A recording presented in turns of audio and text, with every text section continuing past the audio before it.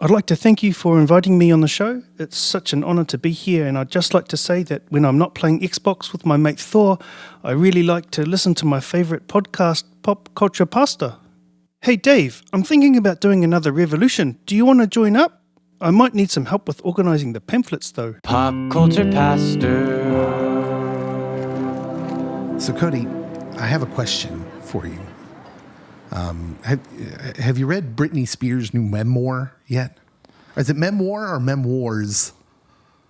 I don't. There's a technical aspect there. Is the whole collection of it the memoirs? I think it's like Revelation. It's just one Memoir? Okay. Yeah. Well, I don't speak French, so. I could be wrong. Don't quote me. It's not my first language. Yeah, it was actually my third. It's not even one of my 5 languages. I know escargot. Yeah, but I don't eat escargot. Don't do it. I know croissant. Those are delightful. Yeah, especially the ones in the can that pops a little bit when you peel the. Anyways, that's the only way to eat them, I think. Yeah. Anyways, yeah, I have a question about the whole Britney Spears memoir thing. Okay. Aren't memoirs supposed to be about yourself? It seems like everything I hear about Britney Spears' memoir is about other people. Well,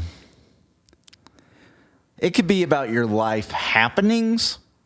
And so I guess these things about other people are happening in and around the Britney sphere. Is it just like gossip, though, at that point? I don't know. I'm trying to describe a feeling I have that just I feel kind of icky. So, I mean, she, I guess, with this is being more transparent because if her accounts are to be believed, that they're first-hand accounts, then it's like, this is what was happening with me and the guy with ramen noodle hair. Yeah, there's been a lot of Justin Timberlake slander going on. He hasn't said much, though, which I find interesting. So he usually does keep a low profile, though, unless like, oh, I'm performing at the Super Bowl. It's sort of refreshing in a way. I don't know. I'm sympathetic to Britney, I think. And what makes me sad about it is everything I hear is about other people when I'm just like, oh no, this should be about her. We don't really know her. And I think there's something about when you're that big, you're that visible. And I think this is part of the reason why I've enjoyed watching the Taylor Swift stuff and Travis Kelce, because it's just super fun to see her smiling and enjoying herself at a football game, right? Because it seems so natural, like a regular thing. And you can kind of see that coming through. And I just feel happy for her. She created a touchdown celebration with her friend Brittany. She did, and that's what you do, right? At a football game. I will say that there's a couple thoughts that run through my head with Britney Spears. That is not Mahomes. All right, hit me. So one is like maybe what has been made public, all the stuff involving other people, is what's supposed to draw you in, and then she gets you with, I was living in Dante's Inferno my whole life. That could be. Or it could be she might struggle with her identity. Like, what is really me? Is it this celebrity culture that like exudes from me and around me and follows me everywhere I go? Or is there more to Britney than just where I've been, what I've done? So she talked about, like the first kind of stories that were coming out were the stuff about Justin. Justin seemed to urge her to get an abortion when they were an item.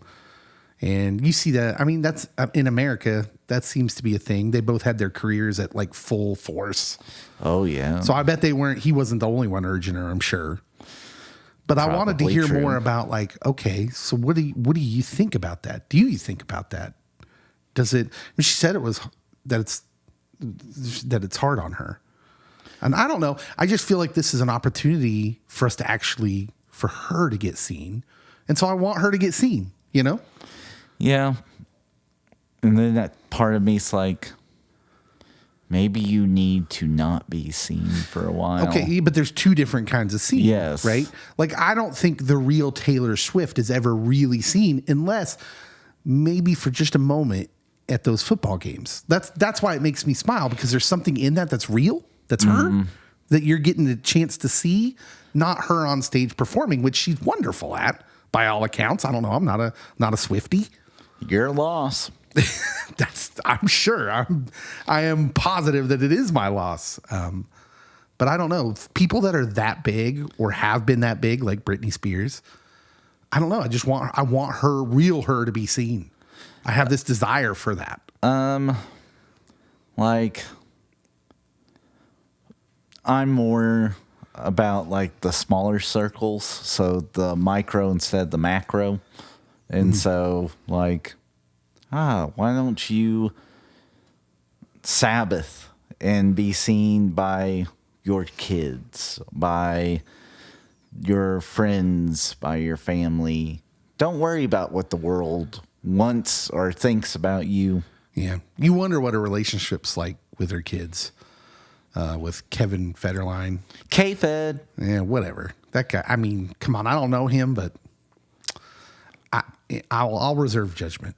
That's probably the proper thing to do. Before I was a Christian, I thought he was a tool. Ouch. I mean, it was, there was a certain way that dudes could dress that was just so poserish, and he like fully represented that. And I don't know. I made lots of off the cuff judgments, not really knowing him. So I don't look good in that equation. But He was the best backup dancer to marry Britney Spears. sure. So with her in the news this week, the casting director for The Notebook released on their social media an audition tape that Britney Spears did. Did you know Britney Spears auditioned to be in The Notebook? Before this week, I had heard that rumor, but there was more revealed that I did not know. Apparently, she was very close to landing that part, and the casting director still calls her audition, quote, phenomenal. And I watched the video, and I got to tell you, I was a little surprised. And you know what?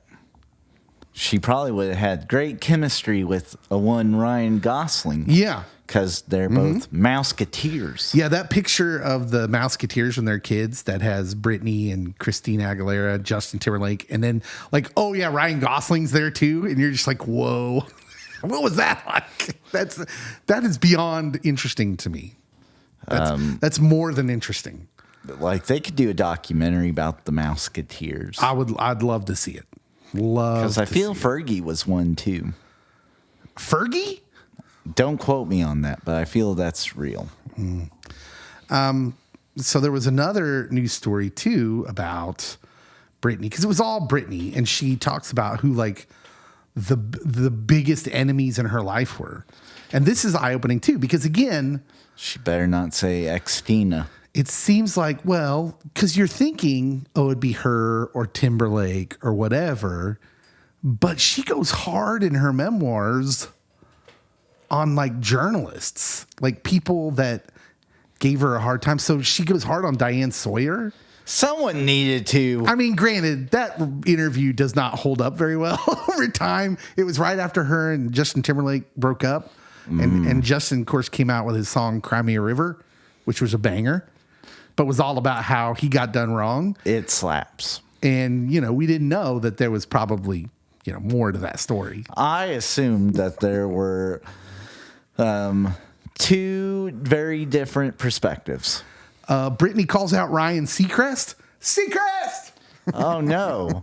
Who pressed Spears about her mothering during an interview that was supposed to be about her new album, Blackout. Look at Seacrest, by the way. Like thinking he's a real journalist. I was going to say, that is like real journalism right there. That Network does not care about. I'm afraid that would make me mad if I'd ever saw that interview, because I'm sure Seacrest has talked to people where they deserve to be pressed on something and he didn't. But then he saw Brittany, who we all know has some mental issues, and you went after her. Like, come on, bro. So, little known fact, Keeping Up with the Kardashians is executive produced by Ryan Seacrest. There you go. So, he's part of that. He's not innocent. He's not that innocent. I'm not going to go there, but just know that his non-disclosure agreements and gifts to exes when they split is interesting. What? Wait, you can't drop a bomb like that. You can. And then not tell me? That sounds amazingly interesting. That's gossip. I want the hot goss. Welcome. This is Pop Culture Pastor. We're pastors. Who try not to gossip, but sometimes it's very difficult. We'll hold that back for the episode that Seacrest is on. Yeah, if you're man enough, Seacrest. Let me just put it out there. I got a couple things. Let's go ahead and put this out there. By this Pop Culture Pastor. My name's Dave. Cody's here. Being sassy. We're being sassy. I'm being fat and sassy. Cody's just sassy. Ryan Seacrest. Yeah, come on the pod anytime you want. Anyone that knows Ryan Seacrest is who's hearing my voice right now, let him know. Tag him on X. Please. Or Twitter, Instagram, or whatever, and say, hey, you need to go on Pop Culture Pastor. Also, I also want to throw this out there to Taylor Swift. Because I think, we're Kansas City Chiefs people, that maybe might hear of this. Because who else who has like a podcast or a show, some form of media, that is also licensed pastors? So I'm just going to throw it out there. When you and Travis decide to tie the knot, I would like to offer our services to officiate your wedding. I can do the Princess Bride priest. Marriage. We can be serious though. We can. We can do it straight up. Yeah, everything in between, really. Yeah. So I'm putting it out there. And because we're into pop culture and we know and sympathize with how hard it is for two people in the public eye, we could work with you on like counseling, marriage counseling, how that's going to work. We could try to get into your frame of mind when we do that, to say like, because they're going to have a different way of life, a different way of, for better or for worse, and richer and much richer. Yes. They're going to have a different way before them when they get married. And I totally am on board and believing, and I'm shipping them, and I'm believing they're going to get married. And if they don't, I'm going to be extremely hurt. I just wanted to invite her on the podcast. I am way too invested in this relationship. And I didn't know anything about Taylor Swift other than she was a pop star before all this. Now I'm super invested. Underrated Taylor Swift song, Safe and Sound, featuring the Civil Wars on the Hunger Games soundtrack. She did a song with the Civil Wars? Oh, it's amazing. I'm sure it is. I love the Civil Wars. They don't love each other, but yeah, it's bussin'. it's bussin'. All right. Cool. That was our news segment. I just wanted to throw that out there here at the beginning. It's a Be Kind Rewind. We're here for a Be Kind Rewind. A Be Kind Rewind over the movie that my second date with Leah, first movie we ever watched. Yeah. Together. That would be the movie loosely based on my real life story. Well, just go tell them.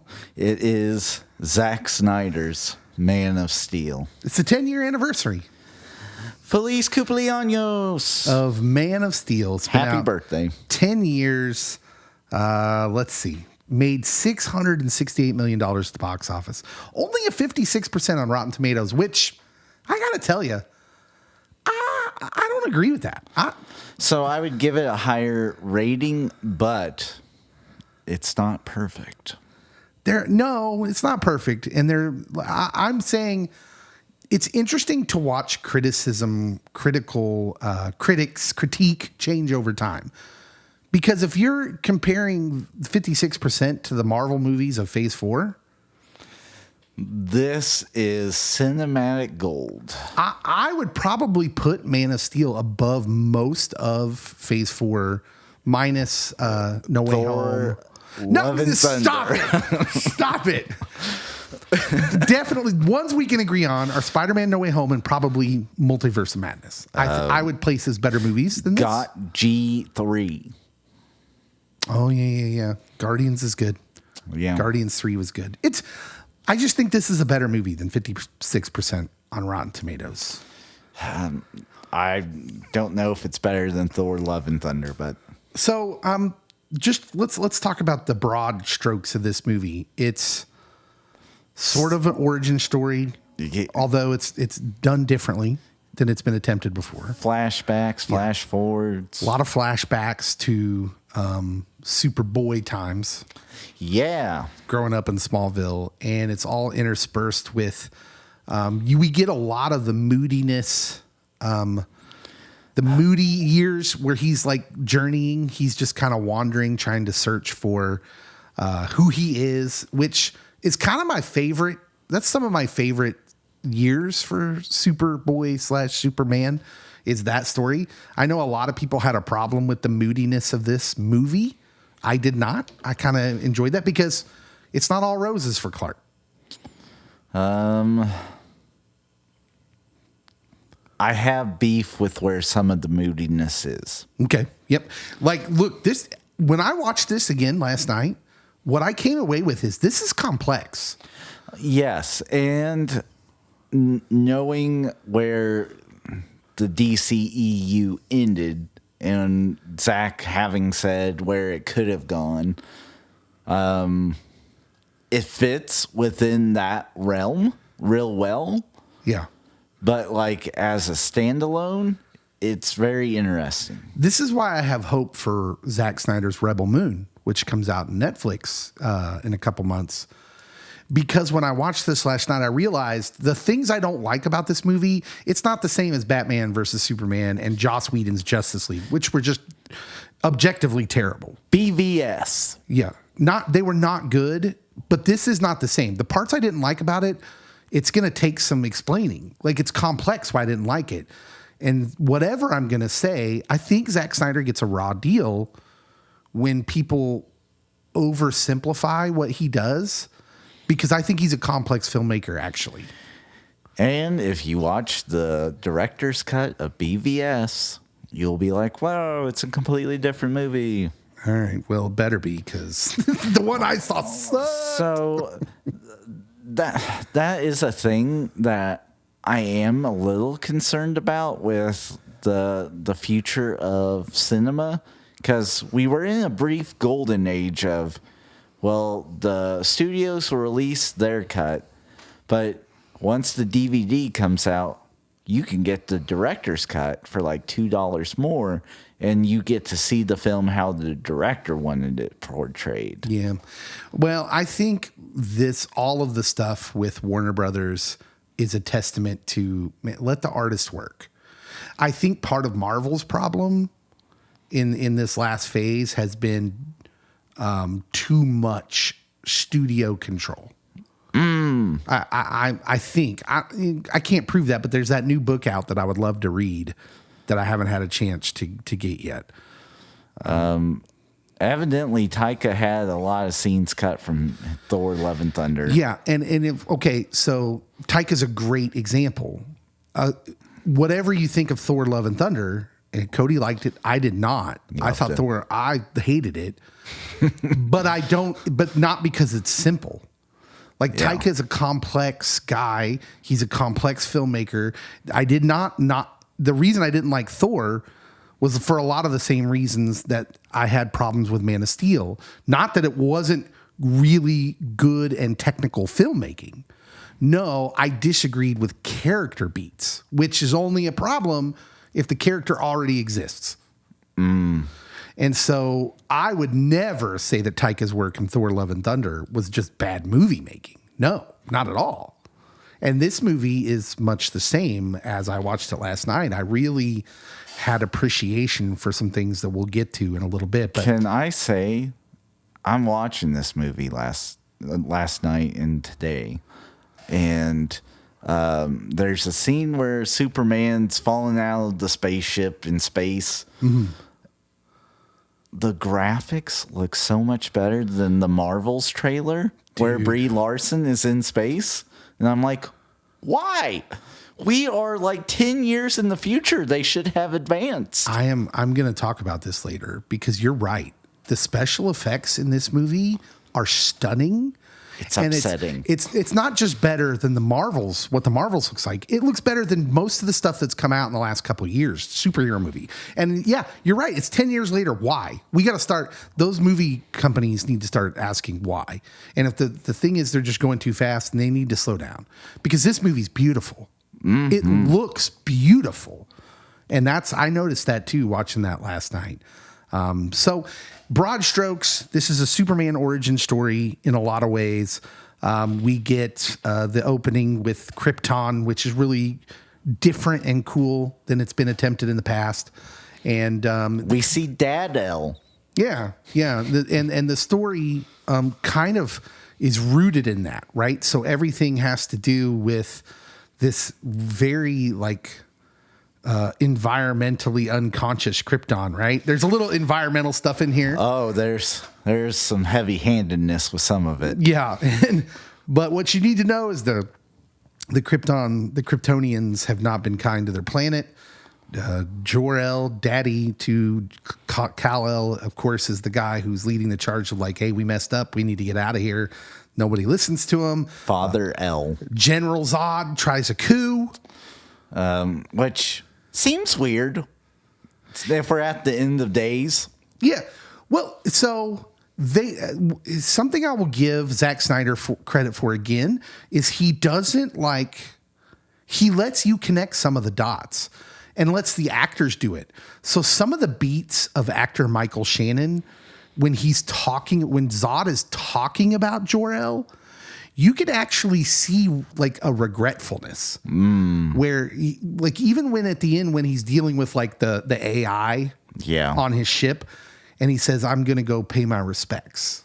And when he's talking to him, why is he even carrying on with an AI? Because he had honor and respect for her. So they were kind of on the same side. They just had different ways of approaching it, right? Yes, which Michael Shannon did say that when he worked with Zack Snyder, there was a lot of character depth and training, and there was a lot that went into this versus the new Flash movie where he's I basically collected a paycheck. Yeah, I'm going to have thoughts about that too. I got thoughts to talk about that later on too, but it results in Zod showing up to Earth, and then just chaos and action happens, which is a hallmark of Zack Snyder stuff. And we'll get to talking about all this too. Superman saves the day, blah, blah, blah. Hero. It's the hero story. Yeah.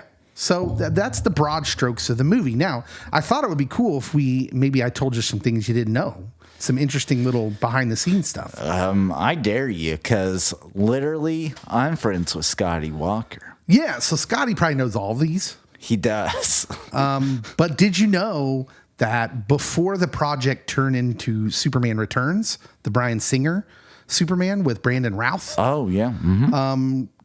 Henry Cavill actually tried out for that and did not make it, and was bummed out about it because he has huge respect for the character. He loves the character of Superman.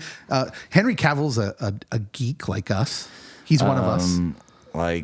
He plays Warhammer and paints the figurines. Yeah, I love Henry Cavill. I actually adore him, and I think there are parts of him I really love about Superman. But yeah, I'm not so sure he's the best acting Superman. It's tough to beat Christopher Reeve. There were things that Christopher Reeve did that were trained actor stuff. But I will say nobody's looked the part more than Henry Cavill. He looks like a behemoth compared to Ma Kent, especially. Yeah, he looks great in this movie. Ben Affleck was offered the chance to direct this movie before Zack Snyder. Did you know that? That's interesting. He turned it down at the time because he had never worked with the effects-driven movie like this was going to be. Oh, and that should have been the sign not to put all the burden on him to make a Batman movie. Yeah. We should have. Well, that's a topic for another time. That is. No red trunks on Superman's outfit in this. I appreciate it. I didn't miss it. It wasn't a detail that I cared about. The first cut of this movie, so this movie's 2 hours and 23 minutes long. It was epic. Yeah. It's all right. It felt a little long in a couple parts. Yeah, it was epic in length. Did you know that the original cut was 3.5 hours long?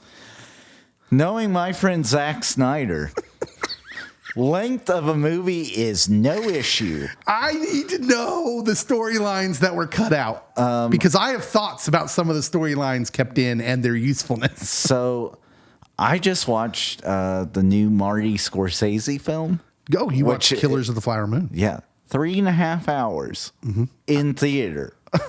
They need an intermission. They did. They had an intermission? No, they needed one. Oh, they didn't. They needed one. Yeah, I need a bathroom break.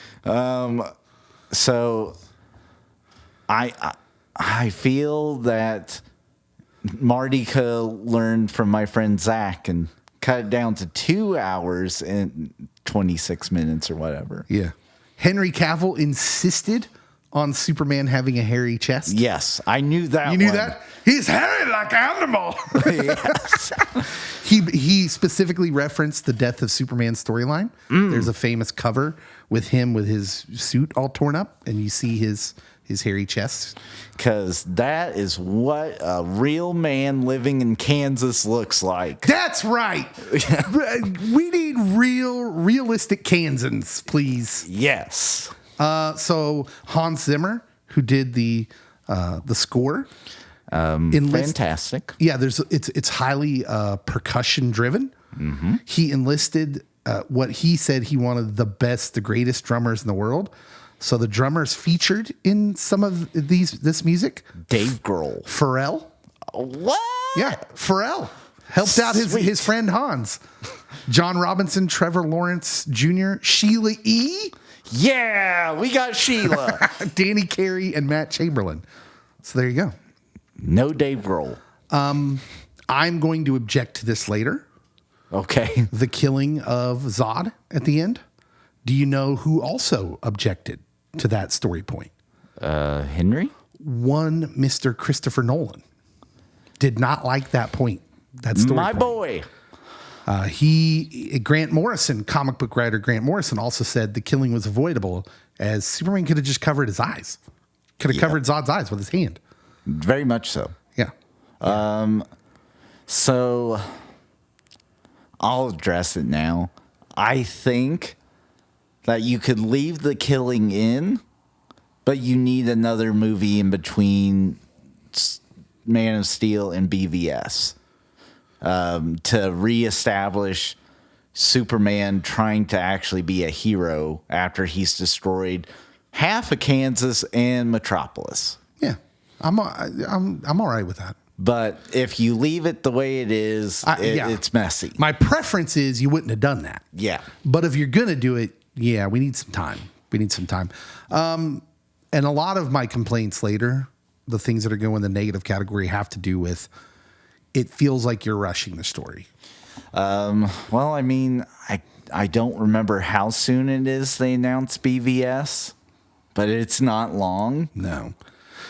Before Amy Adams took the role of Lois Lane, she had turned it down at first, I think. She was, playing hard to get. Zoe Saldana was up for it. Was their second pick.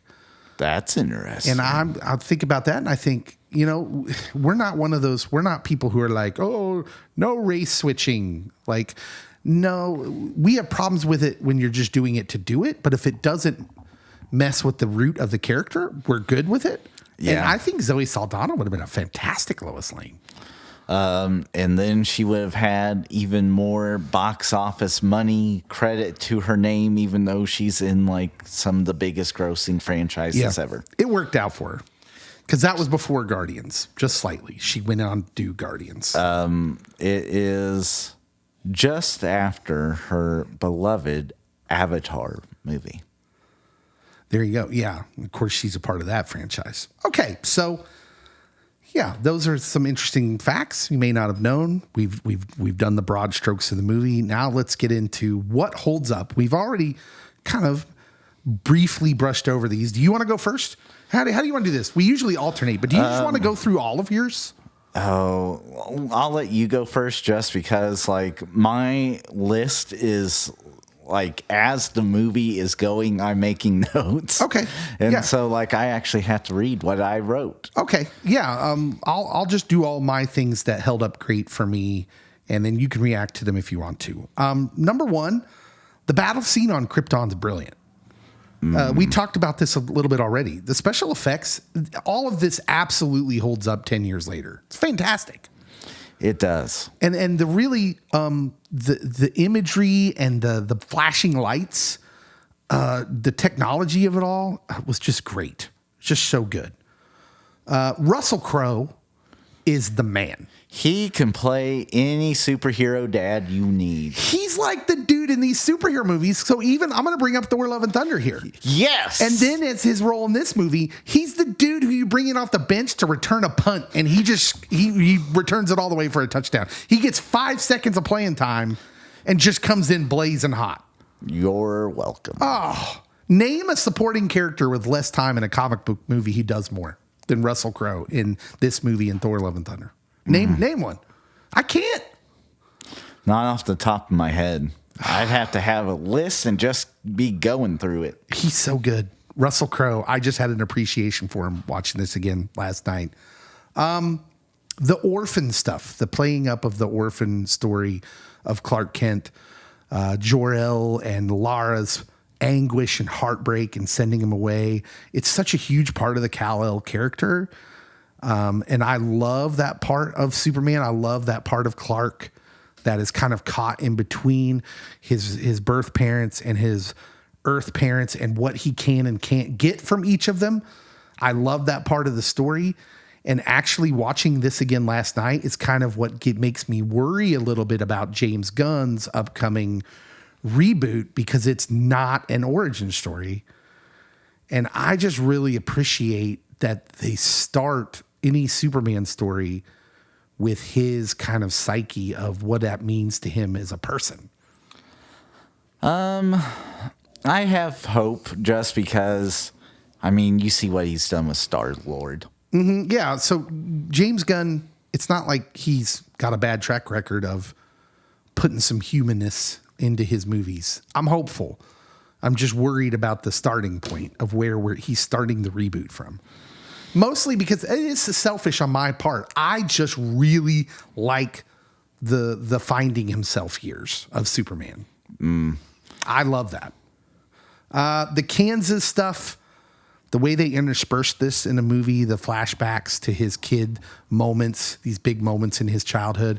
The KU football team winning a game. The Royals t-shirt. Yeah. It all hit home. The way Zack Snyder set that up in the narrative by going back to it, interspersing it with present day, I thought was a really inspired way to retell the origin. Yeah, because like with a lot of superhero movies, you get like, we're going to go chronologically through this. And, oh, there's Thomas and Martha Wayne getting shot. Yeah. Watching this at its 10-year anniversary, I have a newfound appreciation of Zack Snyder. He made some really good choices in this movie. The creepiness of the way Zod takes over the planet's media to announce his presence was wonderful. So creepy. Nailed it. It's that moment when all the lights go off and he starts speaking through people's phones and TV. That didn't have to go that hard. And the fact that it does, I mean, the creepiness, you shouldn't feel that creeped out in a superhero movie, but they managed to pull it off. And I thought it was great. I needed more creepiness. And while we're talking about Zod, another thing that's held up in this movie is Michael Shannon goes so hard in this movie. Like I think this is early enough on, like right after the Nolan trilogy, that like superhero movies can be kind of artsy. Yeah. And then he's like, I'm going to be a serious thespian. A little bit later, everyone, their mom just uses it as a cash cow. Yeah, because he's amazing in this movie, and he's so good that it was a further indictment, as you've already mentioned, of the Flash movie that came out this year, because the version of him that playing the same character in the Flash movie is a shadow of this version.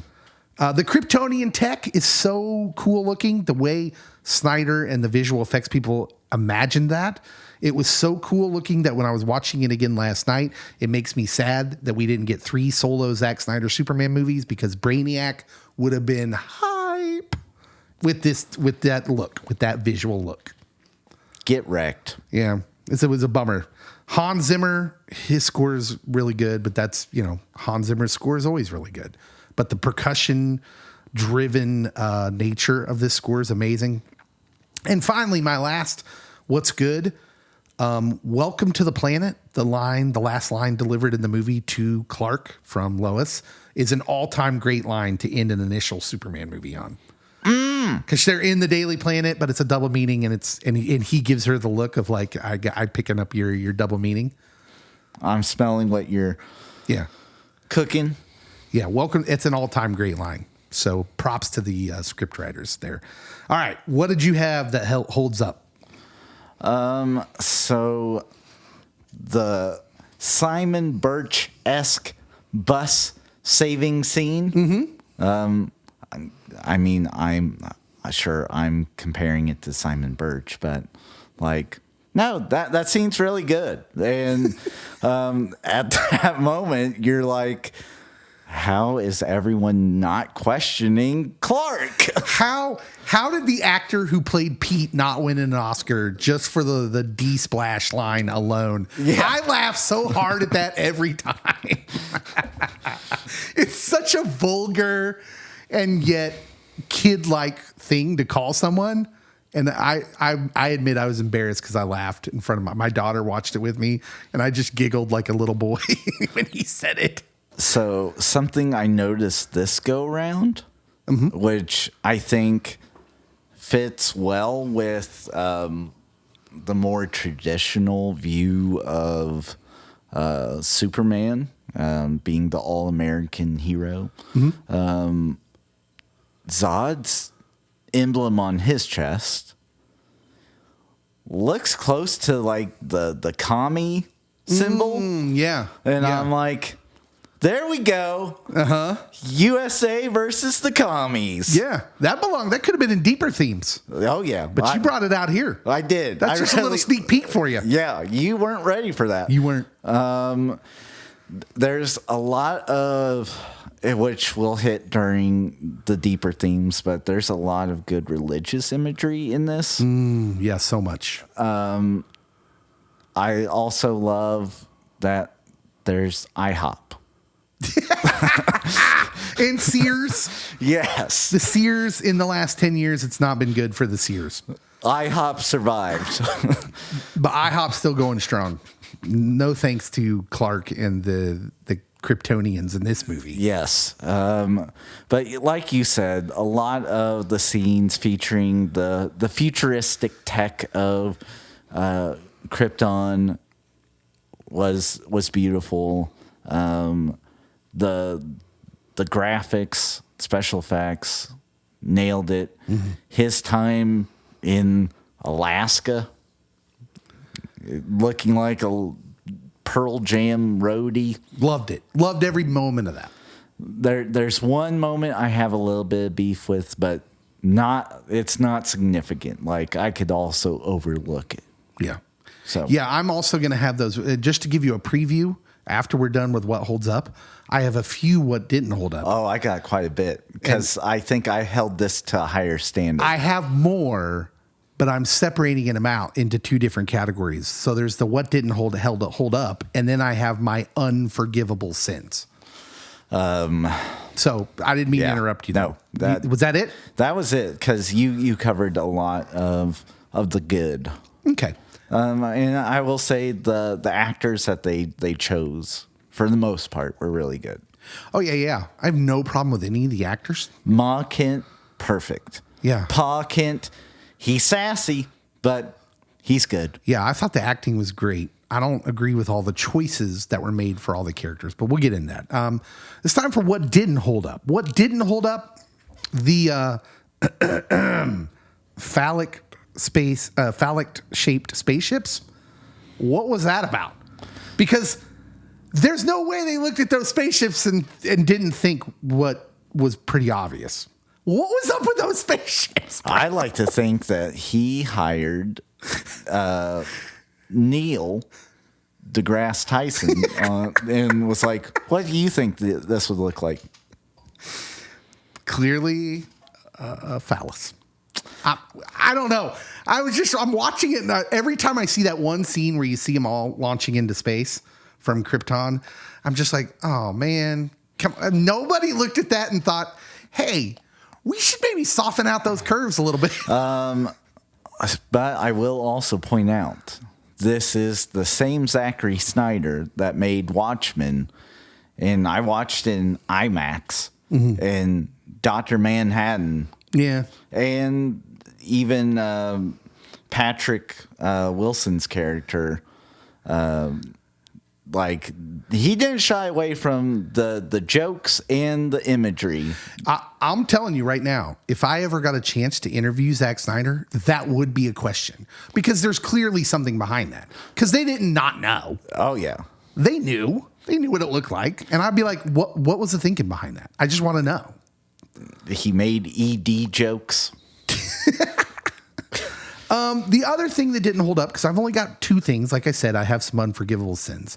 And I went back and forth on this of whether I thought it was an unforgivable sin. But I finally landed on, I don't think it's unforgivable, but I think the movie would have been better if this wasn't in it. Lois Lane shouldn't have been in this movie. Oh, snap. Now, her being in the movie, the minute she shows up, kind of breaks the early rhythm the movie has.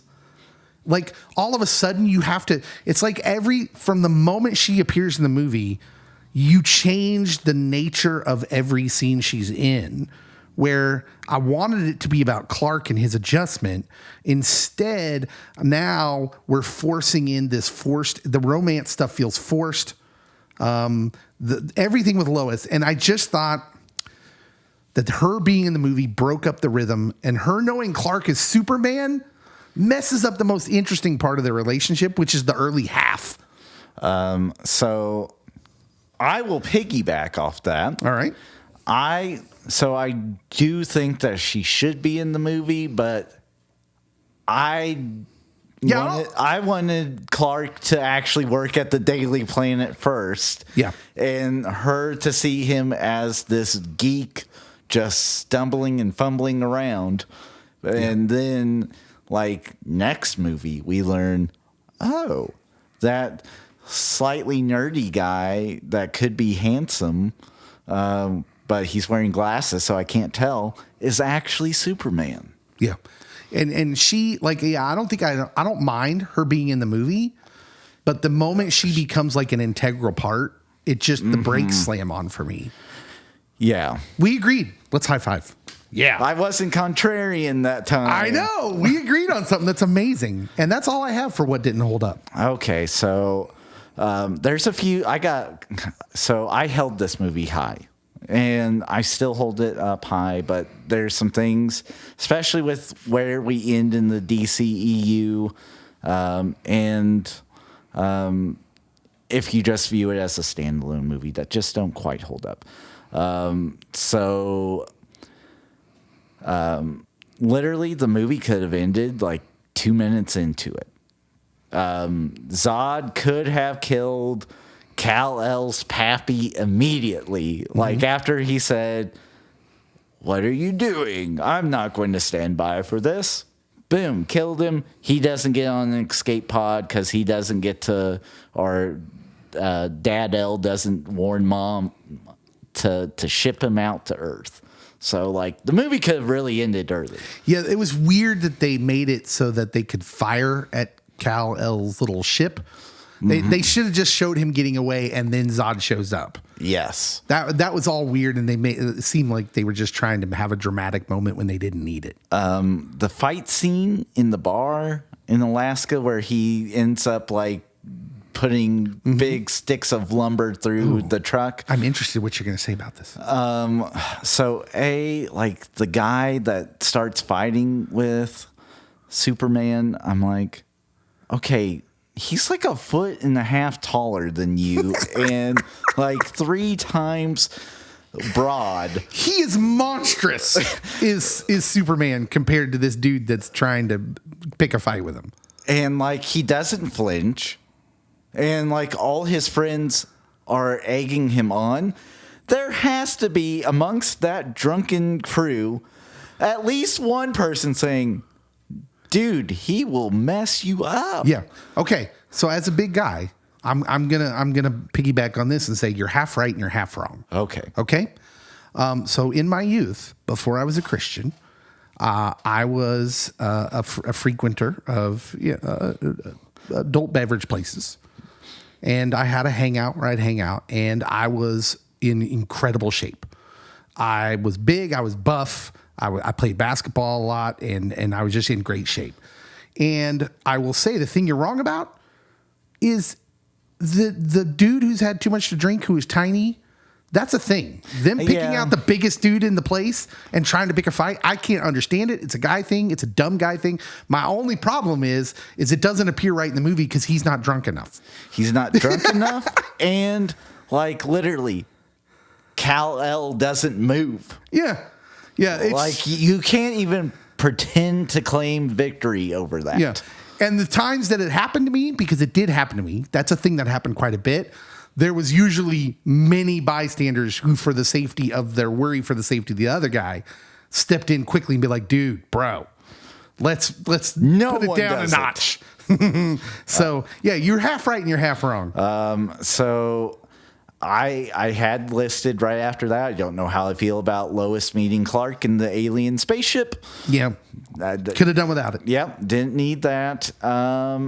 Let's see. Was there something? Oh, okay. So this is a big one. This is epic. Okay. And it's part of the reason I'm not a huge fan of retconning all the time. Okay. So Zack Snyder, when he made this, he cast an actor. And he did not fully know what the actor would become in his Snyderverse.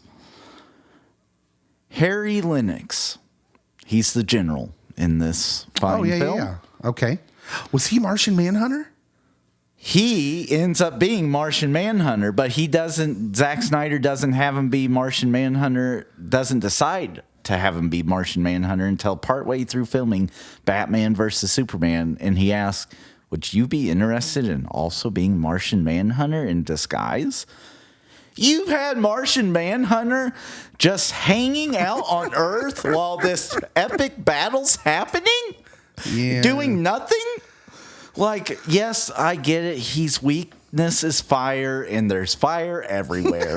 But so much fire! Literally, he has so many strengths. And he's just hanging out. Like, don't shoot. Clark will save us. Martian Manhunter probably would have been handy in a fight against Kryptonians. Probably, but we didn't get it. So that was an area where retconning and going back and watching it, knowing that, well, this guy is Martian Manhunter, it changes it. Yeah, that's a problem. I didn't even think about that. Yeah, so Snyder Cut, we get clear Martian Manhunter showing up, talking to people, hanging out. Yeah. Okay. It's time to. I'm going to move into my unforgivable sins now. Okay. Now, here's what I want to preface this by saying. I think I'm almost willing. I'll even skip forward a little bit for you, give you a little teaser. I am willing to maybe consider this as the best live action Superman movie ever. Yeah. When I think that, though, here's what's holding me back. Okay. Unforgivable sins. Let's see if I can rebut this. After the bus scene. Yes. when Clark is sitting on the truck, he's clearly distraught. The parents and Pete have come forward, be like, we saw him, we saw what he did, and they're like, of course, trying to attribute it to a miracle. And Pa Kent trying to talk them down. He goes out there, and this conversation happens. And Clark says, what was I supposed to do? Let them die? And Pa Kent says, maybe. Yeah! No way! No! This is the worst part about the Pa Kent character in this story. This idea that he would like sacrifice human life to keep Clark's secret. That was never a thing in young Superman's life. No. Yes, he's protective of him. Yes, they constantly worry about somebody finding him from the government or something. But to the point where you let people die? No. So I'm going to do a weird religious rebuttal, and it might borderline on heresy. Hey, I'm actually looking forward to this. Okay. So Jesus, Son of God, miracle working hombre, just walking around God's green earth. Mm-hmm. First miracle doesn't happen till he's 27 ish. Mm-hmm. Yeah. That we know of. But John declares it as this is his first public miracle. Mm-hmm. It's turning water into wine. This whole time, you've had a miracle child and you're keeping him under wraps. And this is where it gets heretical. Because if you read the infancy gospel of Thomas, which is not in canonical. Not in the canon. Definitely written way after. There's a lot of reasons why you should not trust it as a literal account or even consider it for anything. But like Jesus has these abilities of healing and creating, and mom and dad are like, knock it off. You're going to get yourself and all of us killed. I have no counter to that. I'll let the listeners think what they want in this category. I'm intrigued, like, because Snyder doesn't hide away from the Jesus imagery in this. Oh no, we're going to get to that. So I wonder, like, is he in his research team? Like, are they considering like some of this? And that's why it's not like, yes, you should have let them die. Mm-hmm. But like, it's a maybe. He's torn, to be fair. The Costner is torn. Yes. He's not even doing his tongue acting. Not yet. No. So I just feel it just, like the way to describe it would be a red flag for someone who loves the IP, who loves the Superman story. That for me was just something I couldn't get past it with Pa Kent. But I will say the Flash movie, something actually good that it does is it retcons this moment. And it actually affirms Pa Kent in this moment. Because what do we learn about the alternate version where it's Supergirl who comes to Earth and she's not found by kindly Kansans?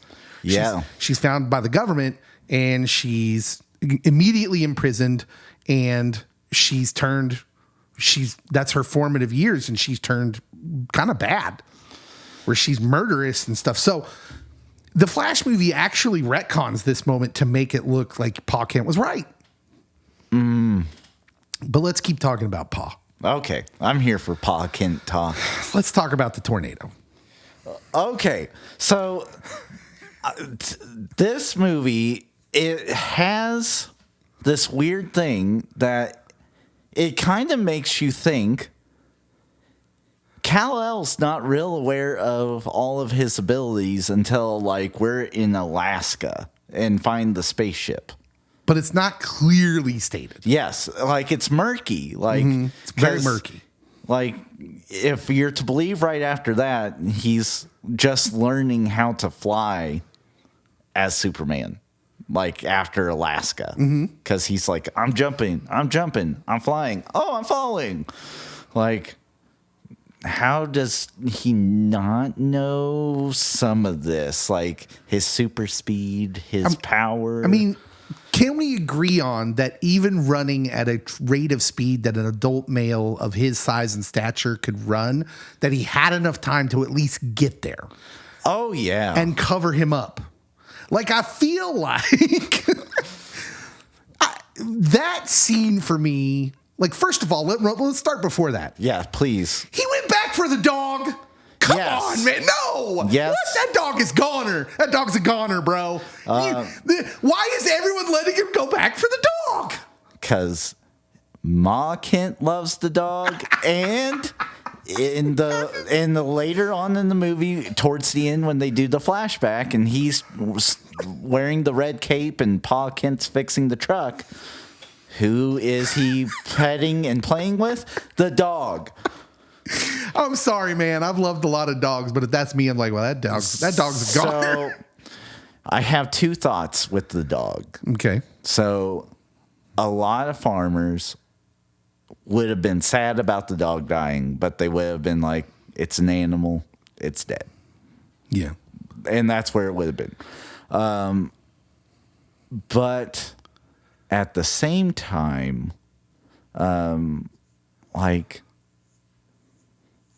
you know Clark is fast. You know Clark is strong. You know Clark is not of this earth. Let Clark go back for the dog. Let the boy go back for the dog. Yeah, I don't understand why, one, he goes back for the dog, and two, why it has to be him. Like, Pa Kent ain't exactly spry anymore. So I'll tell you why. It's because, and this was the part that I didn't mention that I did not like. Because Clark is a jerk face in the car. This is your fault, Clark. Now your dad's going to die. Well, at this point, he is like, the boy doesn't respect us. I'm going to give him one last gift of love. I'm going to save the dog, and if I die doing it, so be it. Yeah. And I do know, I think Zach actually captures a lot of like the farmer characteristics with Kevin Costner in just brief glimpses. Yeah. He does it well. The imagery of this movie is great. And like a farmer that would be protective of his alien son and his special abilities would be like, don't worry about me. And this is where I think that it could have really launched Clark to go to Alaska, is if he would have saved him and Pa Kent would have kicked him out of the house. Like, I told you not to do this. And they have a huge dust up. And Pa's not like really angry with him. He still loves him, but it's like the matter, the fact, the purpose of it all. Like, you can't do this. You're risking everything by doing this. And so it's more of a kind of a prideful moment for Pa Kent. It would have been. But we don't get it. And we really don't get a lot of explanation why he goes off into Alaska.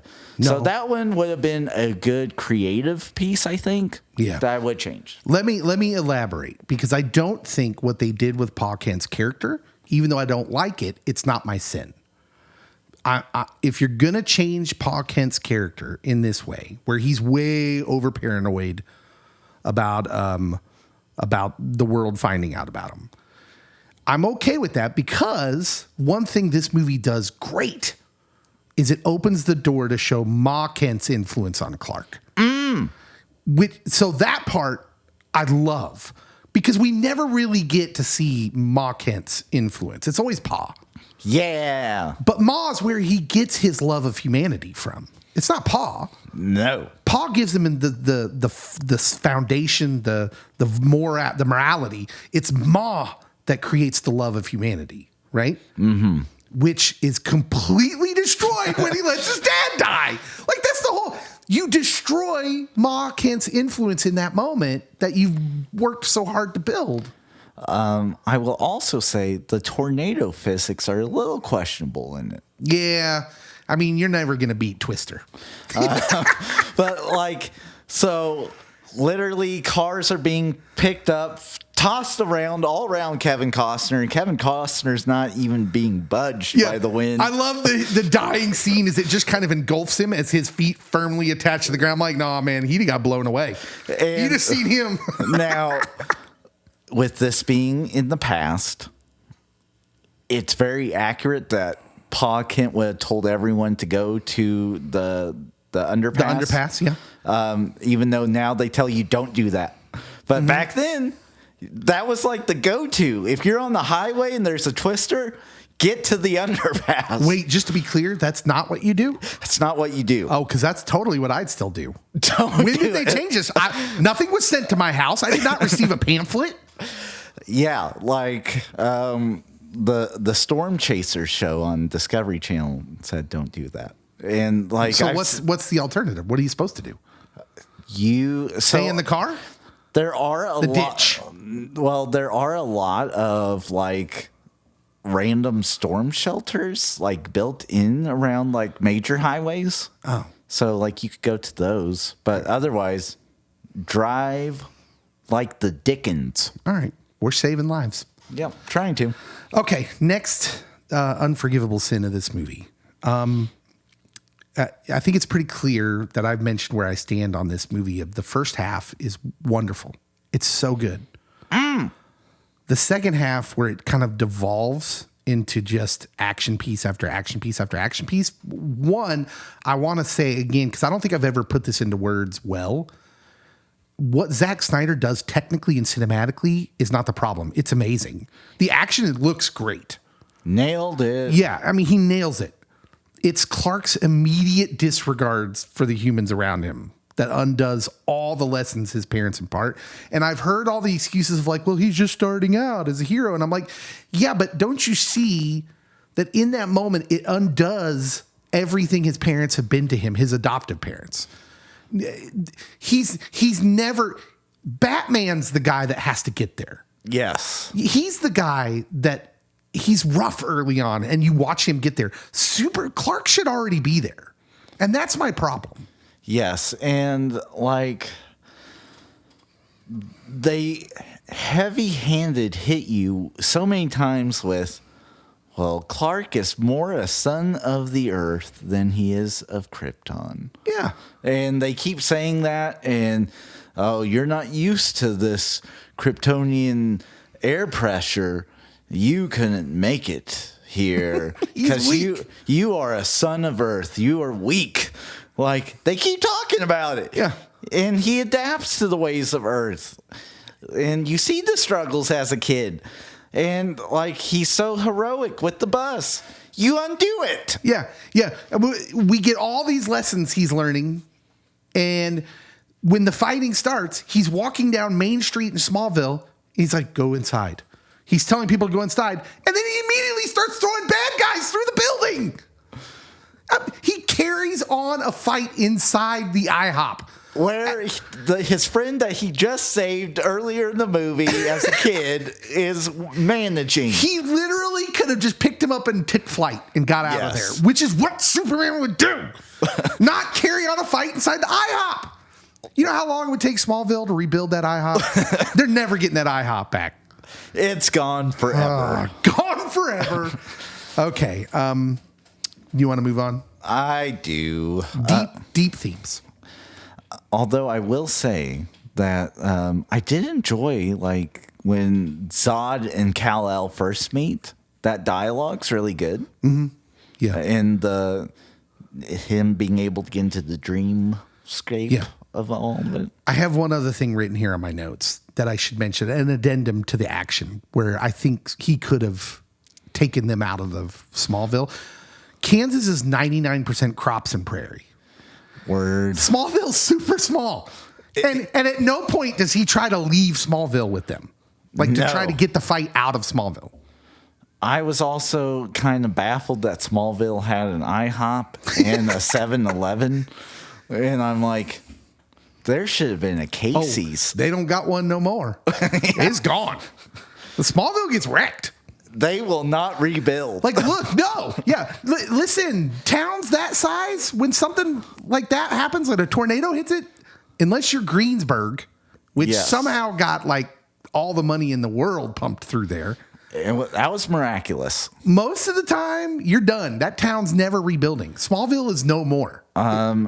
In which, during this watching, I'm like, I get that Bruce was upset about Metropolis.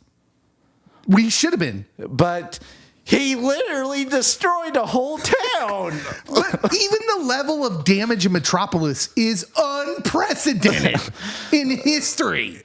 Like, the level of damage is catastrophic. 10 times as bad as Katrina to New Orleans. That would have been like 1,000 9/11s. Like, it was disastrous. Oh, yeah. It was bad. Okay, deep themes. Yes. What if a child aspired to be something greater? What if a child aspired to be something greater than society had planned for them? That's some deep stuff right there. That what happens when a kid wants more than what your society allows you? I immediately thought of inner city kids who, like, you got two choices, kid, to get out of here. You're either going to rap or you're going to play ball. Like, I immediately think about, yeah, but what about the kid that dreams for more and how society holds them back? That's a deep question. It is. And so often within like the young adult fiction, kids have to save the world. Yeah. Because adults are evil. I did appreciate that you can strive as a kid to have the best of intentions. And then as an adult, you get to try to carry that out. And we see it not only with Clark, but we see it with Lois. Yeah, that's a great point, too. And it runs right into this theme of this movie, that this Superman story in particular, is a story of nurture over nature. That parents can instill values. That one set of parents we see in this movie made Cal physically strong, and then the other set made him morally strong. This is the best part about Superman's character. This is the wonderful thing about the character of Superman, that even with his powers, he was only as good as his will to do good, right? He could have been Zod. And Zod, in many ways, is painted as, not until the very end, he's painted as a guy who's just like, Krypton's what's most important to him. And it's not until the end when he knows he's beaten where he reverts into like, okay, now I'm just going to kill people. For kicks and giggles. Yeah, to punish you. That's when he becomes a real villain at the end of it, which is why it's such a shame that, he kills them. And I left that off my unforgivable sins because I didn't want to talk about it anymore. But it was too traumatic. It's too soon. Definitely too soon. Do you have anything to say to that, or do you want to give one of your deep themes? So it's interesting. I'll go back to the very beginning of the movie. So I'll give you my background. My bachelor's is in religion. So, like, this is a religious story. It is. But Zod, when we're having our debate with Dad L, as I like to call him, which the L thing is also very religious, but we'll skip that one. Zod says it's heresy about saving all bloodlines, that they're all valuable, and that, like, you go through human history, but even biblical history, that look at Jesus telling the story of the Good Samaritan. Like, people would have been disgusted because Samaritans aren't good, because they're not of the proper bloodline. That's heresy. How dare you, Jesus, talk about that? Or coming for all the world and not just a chosen few? That's bananas. And then, like, it's interesting that the first natural birth on Krypton in millennia is Kal-El, and Jesus is the first of us. He's a miracle birth. Yeah. In his society. Oh, the Jesus imagery is so rife in this movie. Oh, yeah. And I'll get to more, but that was like the opening scene. Literally, I'm not even 5 minutes into the movie, and this is what all has been said and done. This is a character who gets his power from his parents from the heavens, right? But even then, like I told you, there has to be a combination because he comes here. He does. And he needs the earthly parents to teach him something too. And because with the power, only matters because he loves us and offers grace in the case of Jesus, right? Yeah. If Jesus just doesn't care about us, then none of that matters. Thank you, Mary and Joseph. Yeah, it's because he loves us and offers grace. It's the same with Superman. It's because he loves the humans. When Clark goes to the church in Smallville. So that's on my list. Okay, let's talk about that. I have written down in my notes here, it's his Gethsemane moment. Okay, so I didn't go Jesus, I went philosophy. It's Kierkegaard, which is Gesundheit. Yeah, the father of existentialism, not named Nietzsche, but the pastor priest uses. You sometimes have to take a leap of faith, and you make the leap of faith, and you see the rewards and the gain, in which.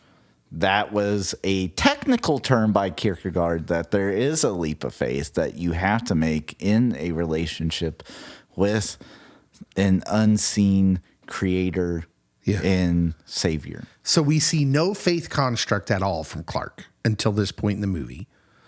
And he walks into a church and he does the same thing Jesus does in the Garden of Gethsemane. He's struggling with whether to sacrifice himself, right? Because this is the point in the movie where Zod's saying, turn him over to us. He needs to turn himself in or we're destroying everybody. We're killing everybody. And so he's asking the same question that Jesus is asking in the garden. Is this necessary? Do I need to do this? Do I need to sacrifice myself? And he's feeling anxiety, but he knows he has to. He already knows what the answer is. And then you've got the priest with the cross in the background. They framed the shot perfectly. And he says what you just said, that you got to take a leap of faith. And it was like, hit us over the head with the Jesus imagery. But I love all that. I love all that about Superman. They talk, when Pa-El reappears in present time, because evidently his consciousness is uploaded, as one does. He talks about... you are to be a bridge to the people. And there's a common image that they teach you in seminary about how humanity's on one side, God's on another side, and sin is this pitfall that separates us. Yeah. And then here's a lovely cross that we can draw that becomes a bridge, that Jesus is the bridge that connects you to God. When the Jor-El AI speaks about humans, he speaks of their potential, but that they're broken.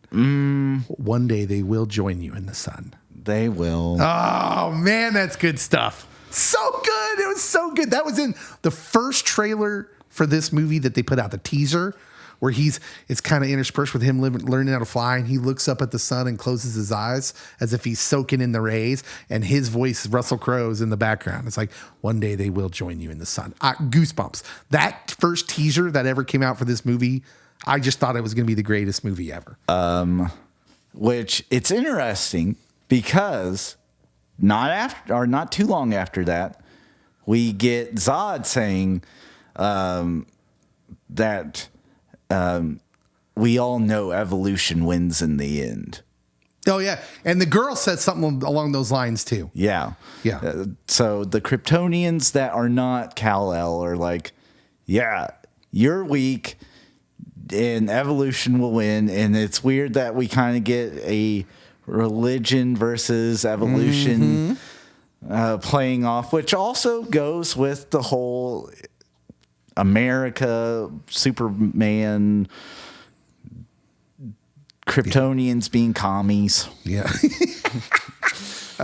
Any other deeper themes? Let's see. I mean, just that. Oh, so I did have one, and it's a weird one, but early on, I do think that Zod and Jor-El are more like Cain and Abel.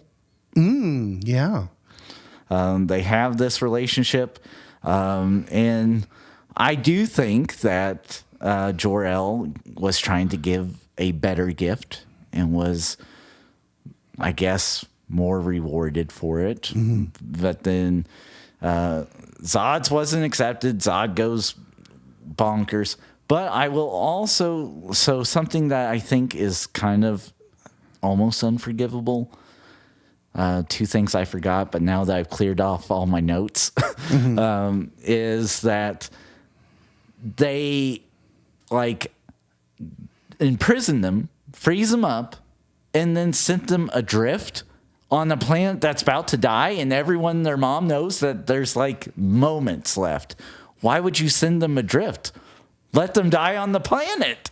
Well, I think most of them just were in denial, though. Isn't that the way it is? That most of the Kryptonians were in denial? Debating, but by the time that they actually do the freezing, like, it's ripping apart. Yeah, there's some time skippage in all this where we don't understand the context of what's happening on Krypton. And then Lois, like, instantly becoming a sharpshooter when AI Jor-El's like, to your left, to your right. Yeah. And I'm like, we have no proof that Lois had even held a gun till this point. Honestly, this viewing of this movie, I became convinced that the Lois Lane inclusion in this movie is just its main downfall. Ooh. I don't think it's an unforgivable sin because Lois is naturally a part of Superman's story. Yes. And the unforgivable sins for me are where we go way off of what the characters should be. But I do think it's a downfall of this movie. Okay. So that's all I had. All right. Who wins this movie? You know, if you would have asked me 10 years ago, I would have said Henry Cavill. This viewing, Russell Crowe. I can't argue with that. Russell Crowe's amazing. Like, he's only in it for 5 minutes. It's the same thing with Thor: Love and Thunder. He was the best part of Thor: Love and Thunder. And he just is great. Yeah. And, like, you get, like, this tenderness in, like, what is perceived to be a very calloused, affluent society, and he's like, I'm going to battle for everyone in every species. Yeah, he's amazing, and I won't argue with that. I'm still going to say Henry Cavill is the winner of this movie, but with sadness. With sadness that we were denied some really great stories that we could have had with Henry Cavill, but I still think Henry Cavill's a winner because he's free to do bigger and better things now. He is. He's on the map. He'll be fine. He's already, he did The Witcher. He's Sherlock Holmes in the Enola Holmes Netflix movies, and he's great in those things. People talk about him being Bond.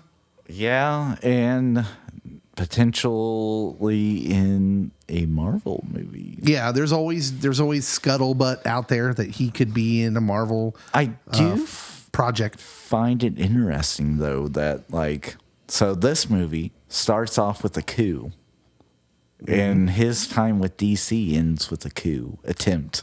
Yeah. That goes awry. So that goes into my loser of the movie, though. The loser of this movie for me, and I'll go first if you don't mind. Yeah, please do. Because it ties into this, is all the real Superman fans who think that Henry Cavill not only was, that Henry Cavill had the potential to be the best live action Superman. And I certainly wouldn't argue against that. I don't think he gets to realize it in this movie. And then the next movies are kind of junky as far as I'm concerned, but I know there's some dissension there. This movie is the one that should be remembered as up there with the Christopher Reeve, like 1 and 2, Superman 1 and 2. And of course, those movies have issues because of the time they take place. They don't have the same special effects they can use now. Man, any Superman fan who, through the first half of this movie, their first time, was thinking, this is the best thing I've ever seen. That's who the loser of the movie is. Ouch. Knowing what comes after. And not so much this movie. I am going to, in our final question, I am going to go to bat for this movie a little bit.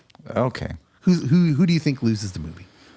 Oh, so I'm going to say Amy Adams for part of the reasons that you have laid out, that either Lois should not have been a huge part of this movie or even been in the movie, or that Clark just meets her as Clark, not as Supes. Yeah. But also, like, I know that they're trying to portray a strong feminine role model, but then it takes away from the whole, like, well, this is a Superman origin movie. Like, if this is the Lois origin movie as well, then we should have done Lois and Clark. Yeah. I can't argue with that. In fact, I kind of agree with it. Wish I would have picked her as the loser, because Lois as a character is this feisty. This should be a role that women would love to have. Any actress would love to have this role because it's an amazing role to have. And she is so forgettable in this movie. Yeah. And through no fault of her own. We know Amy Adams is an amazing actress. Like, she gets throwaway lines with the dude from Law and Order SVU. The character of Lois Lane feels so shoehorned into this movie that it doesn't do her any favors. Yeah, like, you're trying to have her be a strong feminist role model, but yet you don't develop it or flesh it out, and it doesn't work. Yeah. And Amy Adams deserves better. Here's the final question. In lieu of a rating, I don't think we're going to give a rating. I think what we think about the movie comes through here. It's a two-parter. Is this the best Superman live action ever made? And how much of the movie can I have issue with and it still be the best live action Superman movie? Okay. So this is tough. It's a tough question. So I will also list out one complaint I had. So after he finds the alien wreckage in Alaska and sees his dad, he goes back to Kansas, sees Martha, and it's like, I found my parents, and is very, like, dismissive of anything Ma and Pa Kent had done up till that point. It breaks her heart. None of that gets to breathe. No. None of it. And, like, I feel like Superman, in my mind, would be at least more aware of what he's saying. And so, do I think this is the best Superman? I'll go it's the best Superman origin movie. Okay. Just because I know there are some diehards out there that will say Reeves Superman movies 1 and 2 are really, really great and might be the best. And I can't argue that this is better than those. The graphics are a lot better. Yeah. Time, which they can't control. Yeah. And so I'll go with that. But I think that if you have moral conundrums with either how Superman's portrayed or, like, I'm going to go with how Superman's portrayed and just stop there. If you have moral conundrums with that, then that might be your clue that this isn't the best Superman. Yeah. I think the Christopher Reeve Supermans are over time, they don't hold up as well because they just couldn't do what this movie could do. The Krypton beginning of this movie is incredible. Unbelievable. It's fleshed out more than anyone could have ever done before. And so I tend to think that his roots, his foundation of his Kryptonianness is the best they've ever done. And I think that carries through a lot of this movie. I think Christopher Reeve is the best actor who's ever played Superman. No disrespect to Henry Cavill. Henry Cavill might not even disagree with that. Christopher Reeve was an actor. I mean, he was classically trained, Juilliard, all that. Yes. So that's not an insult to Cavill because I think Cavill was great. But I do think this movie is maybe the best live action attempt ever made. And that's even with some story decisions in the second act, i.e. Lois Lane. And then the third act just almost completely and utterly destroys the character that you'd built. So again, like knowing what Zack Snyder was building towards, in which it's going to be a darker story. And his plan was to make another Superman movie, though, not Batman versus Superman. Yes. I do think that, it had potential. And I'm not upset with the killing of Zod if there is that character building of, oh, he's learning on the spot. We need another movie that shows he has significant remorse about it. Because BVS, we don't get the remorse. We get, I'm confronting Superman because I'm Batman. Do you know what's crazy, though, with the Zod killing? Is it was so unnecessary. In fact, you think he's gone. The whole point of Lois Lane's inclusion in the story is her to meet up with Russell Crowe's character, to Jor-El AI, who then says, look, I can teach you how to use the Phantom power to get them back into the Phantom Zone. Yes. And that's what happens to the other one. They get sucked into, like, it's like a black hole, right? Yeah. That's what it looks like. And the rest of them get sucked into there, and you think Zod was with them. And then Zod just kind of shows up at the end, which it's completely unnecessary. So you could have ended the movie with them back in the Phantom Zone. Zod's still very much alive to be used at a later time if you wanted to. Oh, yeah. And he's got to deal with, I'm okay with like him being like, I can't ever let this happen again. Him looking at the destruction of Metropolis and being like, I can't ever let this happen again.